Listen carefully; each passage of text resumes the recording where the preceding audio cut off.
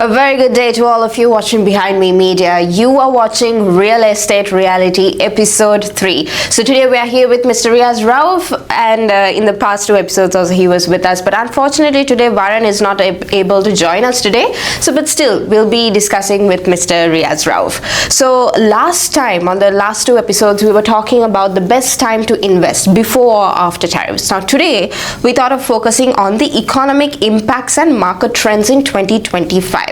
And at the end of the program also we'll be taking up some of the questions that the public also sent to us, and we'll be answering it then and there. Mr. Riaz will be helping us to answer that. So with that, thank you, Mr. Riaz, for taking the time to join with us again. Thank you very much for having me, and also on behalf of our friends, Varun was not able to come because of immediate requirement that he has to be there, but he'll join us at the next program. Of course. So for today's topic, as I mentioned, we'll be focusing on the economic impacts and the market trends in 2025. So my first question is now about the market adjustments and economic outlook. So with Canada's unemployment rate now rising from 6.7% and 33,000 jobs were lost. And so how do you think that this will impact the real estate market in the near future? Now, could this potentially lead to further rate cuts, or how should buyers or investors, prepare for this? So one of the things, Shanila, that I have always told is home buying, you have to buy when you can afford to buy, and when you can pay a mortgage for at least 3 years to 5 years time. So that still stays the same. So each individual situation is different. They have to decide whether they can pay the mortgage for 3 years to 5 years. Then they are safe in buying a home. Now you're asking about the economic trends. Now that we are in the second week of April, we have seen what's happening with the tariffs and all that, right? Now, what I personally feel, this is my opinion, and this is the opinion that I share with my clientele, is basically our inflation used to be about a month ago 1.9. It jumped to 2.6 last month, and that's primarily because we also had the HST holiday period, and there are a few things that added on to it. Yes. Now, we have tariffs, 25% tariffs imposed on Canadian stuff at this point in time. Now, this is creating an inflation in US because most of the imported products are going to be at least 25% expensive, and in case of some other things like shirts from Sri Lanka is going to cost them 44% more, but there's a 44% tariff on Sri Lanka at this point in time, right? Now, that is, they're creating inflation in their own country. Now, how we react, Canada reacts. If we do not react in any way, there is no inflation created here from the tariff effects. Yes. On the other hand, if we impose a 25% tariff on everything that is being brought down from US, then we are importing inflation into our country. We are creating all our products to be more expensive, 25% more expensive for every product that comes from America. Right? Now, how we manage our economy, because it's not easy, it's made up of many components, effect of one reflects somewhere else, so it has to be balanced. But the question is, how do we in real estate as home owners, first time home buyers and investors handle it? The easiest part is investors. Investors will always buy properties as far as they are at least breaking even or making profit on a monthly basis on their rentals or investment hold up. That's one. If they are not, so in other words, they will consistently want to have an interest rate of about 3 to 3.5% at which they can buy a property that will help them to break even, has a growth. If the property is going at about 4 to 5%, they still make money and they're happy. Now the question comes into play is, how would a first time home buyer get into it? Yes. Right?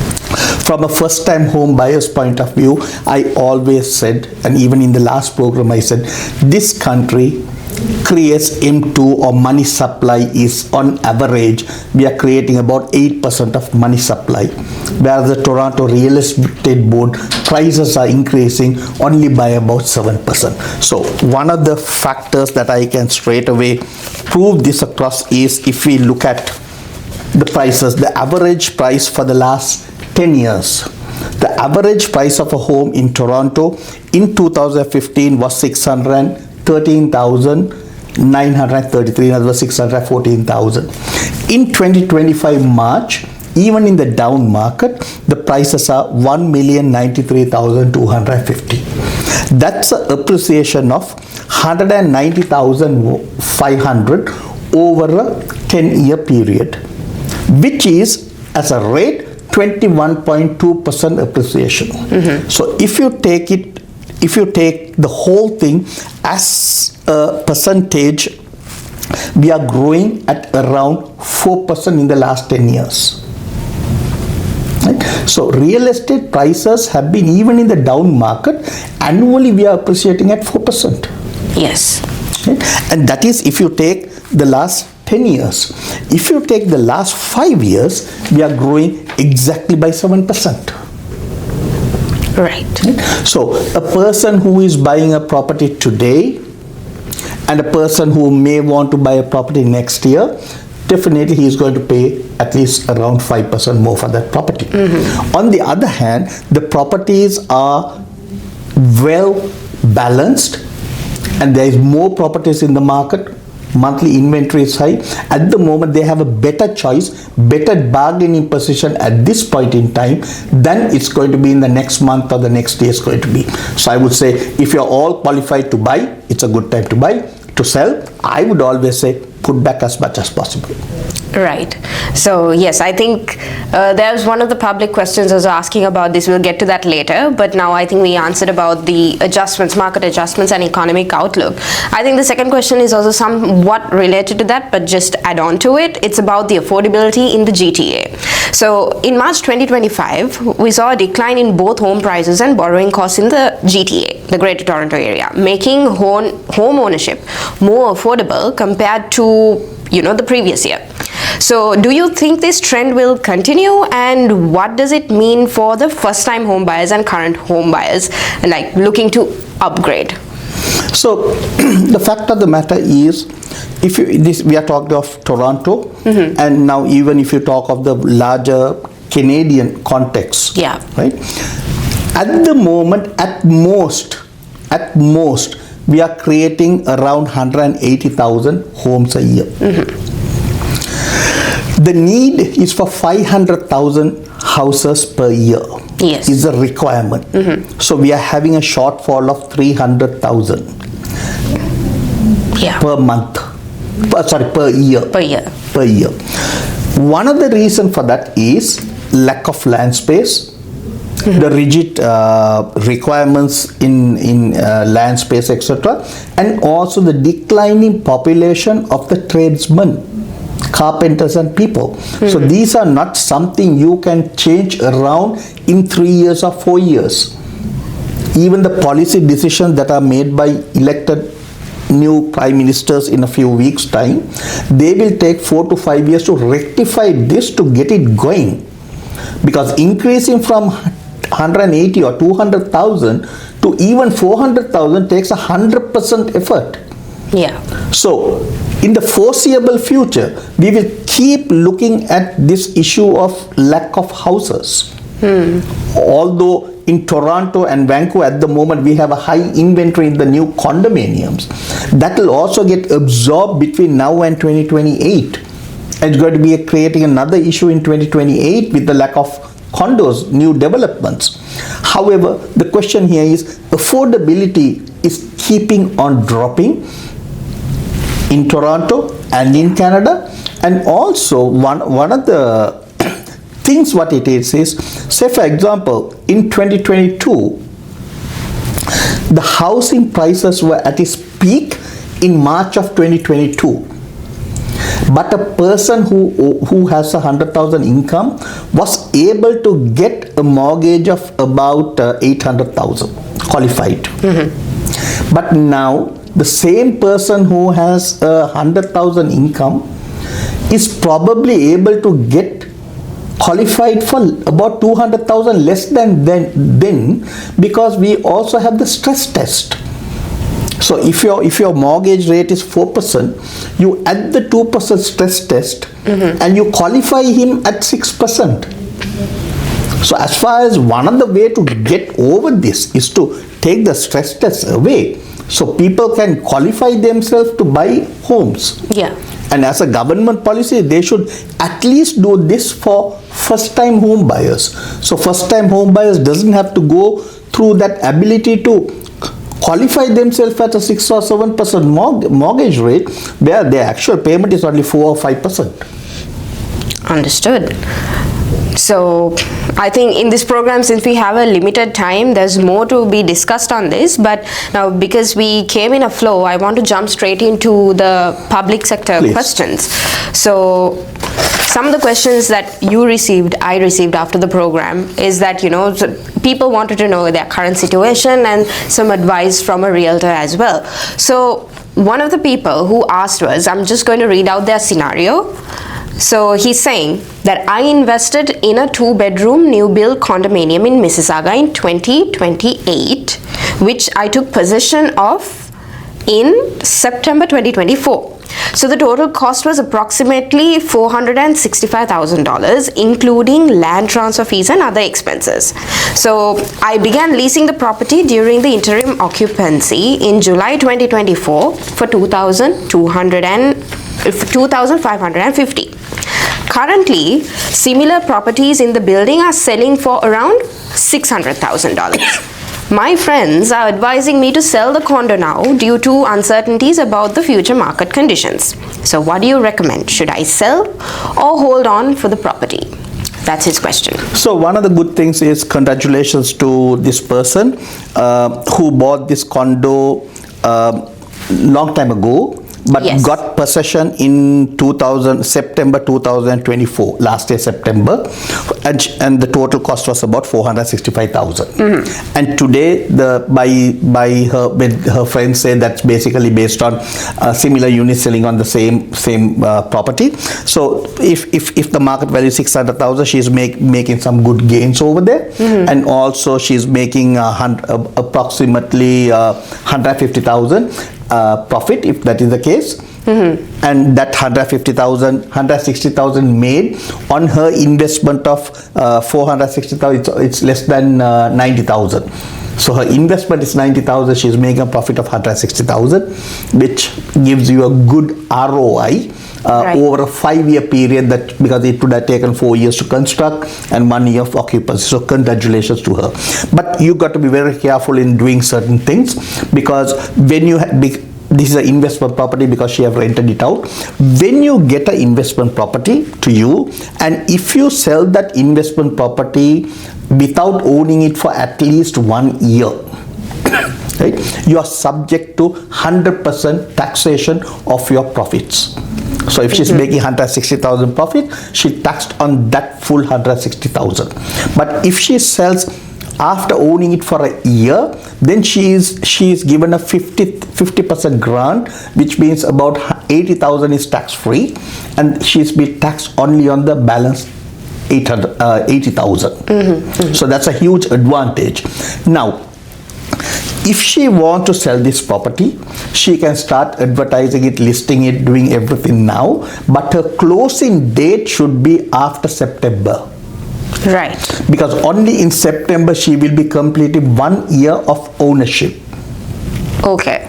And I would advise her to take even legal advice from her lawyer rather than depending on what I am saying at this point in time, because it's a legal or tax advice that she got to get. So I would say, even if you put it on the market now, and if it may take 2 months to sell, but if you sell it immediately, but put a closing day that is past her anniversary date of buying that, getting that property registered in her name. Right. So she is to sell in September. The final closing is in September, so she get that huge discounted tax rate. Yeah, so she says that she was occupied in July, so you're advising her not to sell it in July. Yeah, the reason is this, Shanala. Now, for example, when a condominium is built, let's say, for example, she is on the 20th floor, she might get occupancy where she can use the condo and lease out the condo 6 months before the closing of the condo. Because when the condominiums are built, they start closing 1 floor at a time, right, and they keep on occupying people, but they can register the condo only on completion of the total building. Okay. So we don't know which floor she was, but she got her keys in June or July, but the entire condo closed and she started owning it and paying mortgages on it only from September. So in my opinion, her days begins from September to September. However, it is always good to speak to an accountant, a tax consultant, or someone who knows better to clarify which day completes her 1 year, to be double sure about it. Right, understood. So I believe the person who sent us this question would be getting a proper answer for this. If it's still unclear, do please message us. And also, I'm going on to the next question. These questions are all anonymous, so you don't have to worry about disclosing your names or anything. We will not be disclosing any personal information. So the second question is, I bought a 3-bedroom townhouse in Ajax in 2017 for $550,000, and I was told I may be able to sell it for at least $750,000 today. So my family is getting big and I need a spacious detached home. Is it a good time to sell the town home and buy a larger detached home? What is your advice? Did that person say they can sell it for 750,000? 750,000 today. Yeah, and Yes. they bought it for 550,000. 550. Yeah. In 2017. Yeah. So I think the purpose of this person trying to sell this townhome is ideally not that it is not giving good profits, because it's earning good profits and it's making good gains, but the family has expanded and Yes. he was moving to a bigger, larger place. And also maybe the townhouse could be a townhouse that has more steps, so that they're getting into that, they want to move into a place where it's more lesser steps in a house. Now, the fact is, if they were to sell this house for about 750,000 now, I think they are going to make about 200,000 profit in the house, because they bought it for 550,000, then they are selling it at 750,000, which means they are making about 200,000 profit. Right. But minus selling expenses, let's keep that for a moment away. But also, in the last 7 years of owning, when they paid the mortgage, about $1,000 would have gone into the capital payment. So their mortgage also has dropped by about 75,000. Right? Let's take that away and say 85,000, but keep your selling expense, all that. When they sell this house, they are going to have about 200,000 in terms of profit that they are getting, and about when they bought the house initially, they put a 20% down payment, so they are going to have about that 100,000, plus they are also going to have about 75,000 of paid up capital. So in other words, they are going to end up having about 375,000 in their hand. Let's say, for example, this is 350,000 in their hand when they sell this property. Okay. Now that is good amount. What they can do is, say for example, they said they were in Ajax, right? Yes. Now, for example, last week we were looking around for houses with some clients. We saw a 3+1 bedroom detached home in Pickering for sale, which is about 17 years old, listed for sale. It's listed for selling, it's not calling for offers, at 1,035,000. For example, let's assume you can buy this house for 1,025,000 or $1 million. Let's say we bought it for $1 million. You can put 385,000 or 350,000 as down payment. Yeah. And your mortgage is about 750,000, which would give you basically a monthly mortgage payment approximately, Varun will be the best to explain, approximately 3,500 of mortgage expense per month. I also told you that property is a 3+1, which means they have a legal basement with 1 bedroom that can be rented for about 1,800. Right. So if you do that and rent that property, then your actual mortgage outflow for a month is only $1,700. Right? Now this person is moving from a townhouse into a detached home, from Ajax to Pickering, considered to be a little bit premium than Ajax, right? And also a bigger home, comfortable place, and his monthly mortgage is much less than what he is paying now on that old mortgage, because he's able to recover $1,800 legally from the legal basement. So I think for this person it's an excellent opportunity, because we are in such a market. There is lot of variety and choices that people can make. Okay, so I think 2 questions were answered, and I hope you all were looking for these sort of answers. If still it's not clear enough, please do message us. Mr. Riaz Rauf, I think the time for this episode is almost done, but don't worry, we'll be continuing this in episode 4 as well. Next time hopefully Mr. Varun will also be there for more questions. And if you do have questions, please do message us, drop them down in the comments, or message behind me, or message Mr. Riaz Rauf. We'll be happy to answer your questions in any way. So that was the end of episode 3 of Real Estate Reality. Thank you for watching. Do take care. Thank you.